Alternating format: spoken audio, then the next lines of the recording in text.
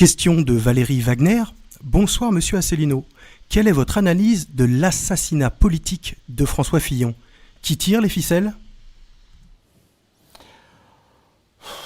Oui, à vrai dire, j'ai un peu des scrupules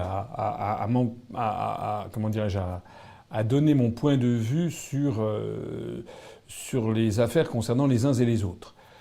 Ce qui est exact, c'est que il y a actuellement un deux poids deux mesures qui est assez choquant entre d'une part l'acharnement des médias sur François Fillon et sur les affaires qui l'entourent.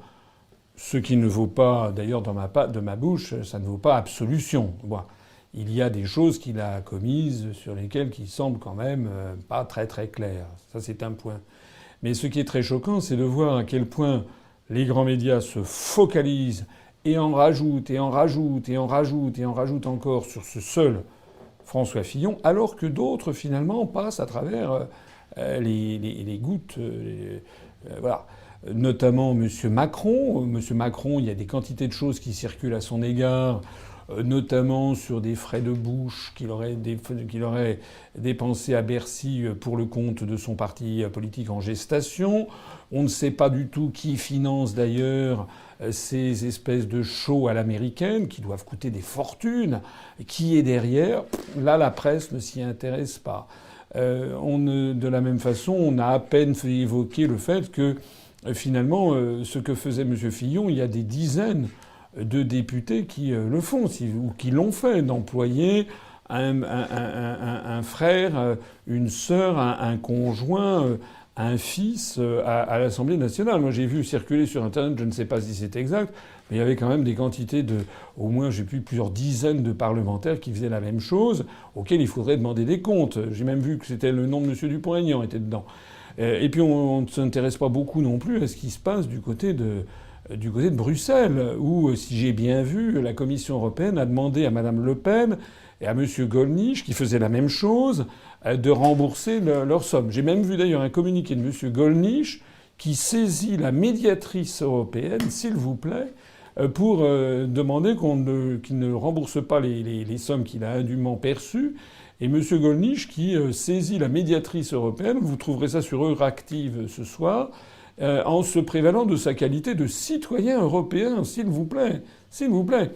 À propos d'ailleurs, je note que Mme Le Pen, qui s'est inspirée de mon programme sur la suppression d'un certain nombre de parlementaires, a oublié de préciser qu'il fallait aussi supprimer les parlementaires européens.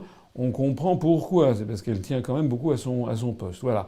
Alors tout ça, effectivement, je trouve qu'il y a un deux poids deux mesures quand même assez choquant. Alors, ou bien il y a un déballage général, mais à ce moment-là, c'est général. Et à ce moment-là, les Français, effectivement, vont se détourner en se disant tout ça, ça sent extrêmement mauvais. Ou alors, effectivement, on perçoit qu'il y a derrière une menée.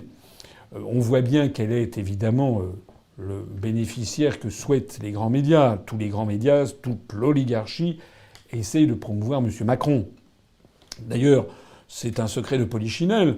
On dit que dans le Tout Paris, à la fin décembre dernier, M. Patrick Buisson, qui était proche de Sarkozy, expliquait à qui voulait l'entendre qu'on allait voir ce que l'on allait voir, que M. Fillon allait s'effondrer et que l'on aurait un deuxième tour entre Mme Le Pen et M. Macron afin d'élire M. Macron. Voilà la façon dont raisonne l'oligarchie, qui a décidé de mettre un pantin à la tête de l'État en France, quelqu'un qui a 39 ans, dont le passage à Bercy a été une catastrophe, on n'en parle pas assez, qui fait des réunions qui sont des chefs-d'œuvre d'escroquerie. J'ai vu qu'il fait passer des clips où on voit comme ça en message subliminal passer Zola ou Charles de Gaulle. Monsieur Macron ose se prévaloir de Charles de Gaulle. C'est abject, voilà. Et donc tout ça étant dans une espèce de manipulation, il faut absolument que les Français se ressaisissent, arrêtent de regarder la télévision, arrêtent d'écouter la radio et qu'en revanche ils s'informent sur Internet et par le bouche à oreille. Moi j'essaye de faire confiance à l'intelligence de mes concitoyens pour cela.